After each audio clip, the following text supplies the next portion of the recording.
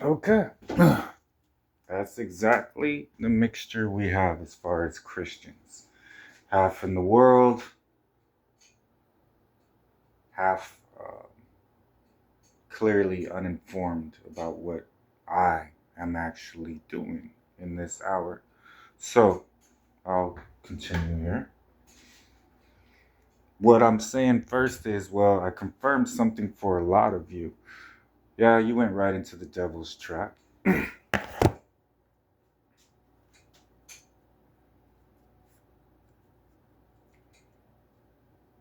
So I'd say first, you need to know your standing in heaven. There was this video I saw, and I was like, that's perfect. And my Heavenly Father was like, eh.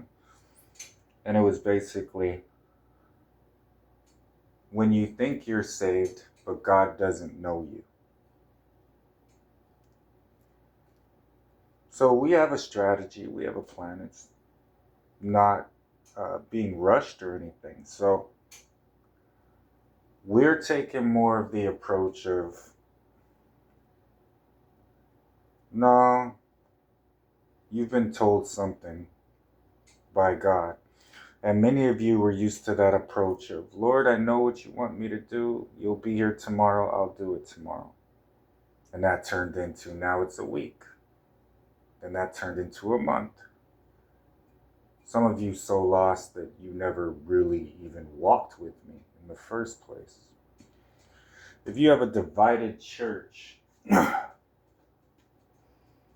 you're taking the approach of, well, all these people believe this, so those ones that are actually with God and know their Father's business and are doing the work of the Father, they must be the ones that are deceived. And it's, no, you've caused everyone to suffer because of your rebellion and your sin. If you were part of the kingdom of heaven, that is what I would chastise you with. So we took the ones we know are going to actually do the most good once their time to walk in their calling comes. Then we paired them up in kingdom marriages. Where's my lighter here?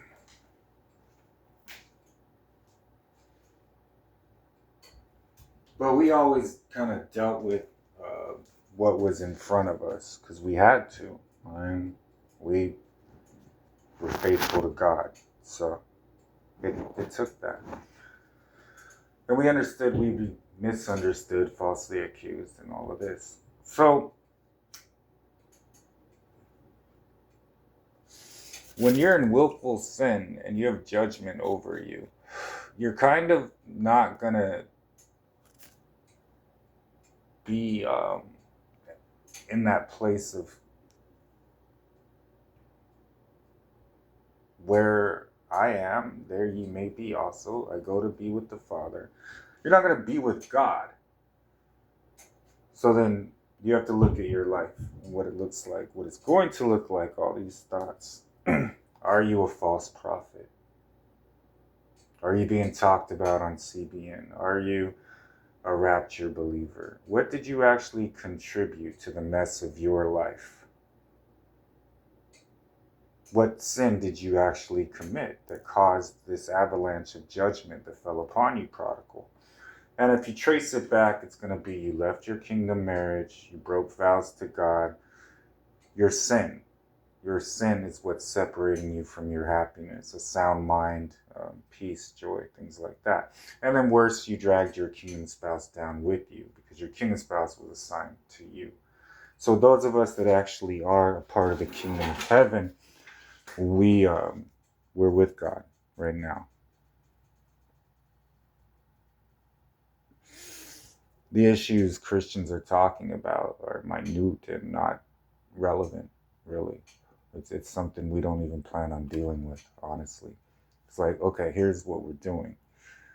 And then the responsibility of the father is to basically do what he said he was going to do. And that was pretty much your life would be a living hell until you reconcile to your kingdom marriage. And then as that day of rebellion and telling God no turned into a week and a month, and then you went to your destruction. So it's not hard to tell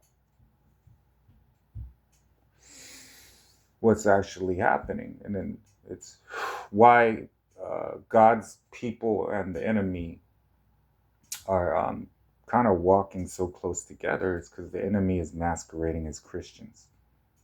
That's where all the confusion is coming from. It is a demonic spirit. But the way we looked at it, well, let's let this play out.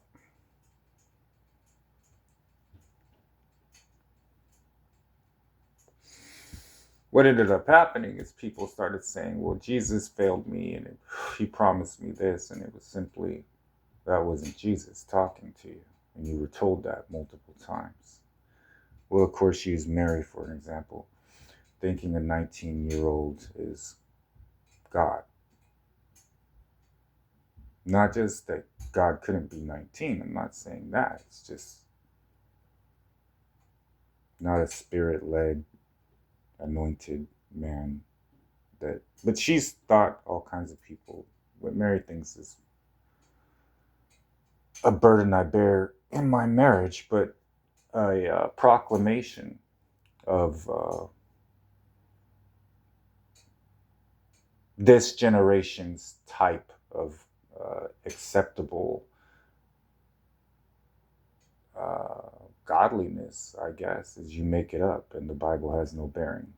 Well, the Bible is always going to be preeminent.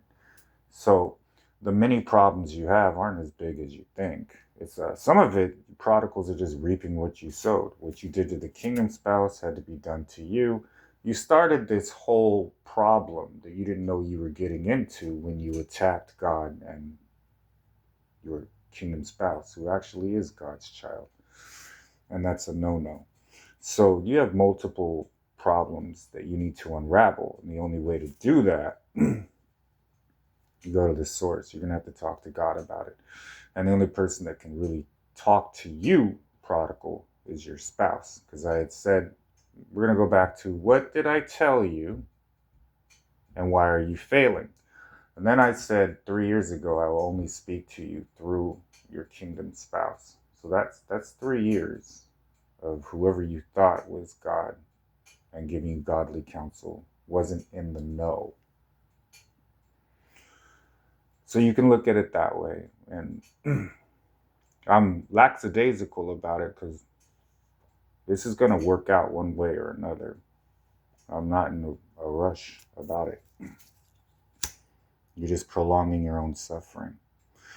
So when you've sinned so greatly against God, there's a whole plethora of steps you didn't take, things you didn't learn. And your generation was more, I'm going to wait till somebody else does it for me, and then I'll pick and choose what works for me. And no, that's why you don't know. Because it's never worked that way. You have to do your own work. You're going to have to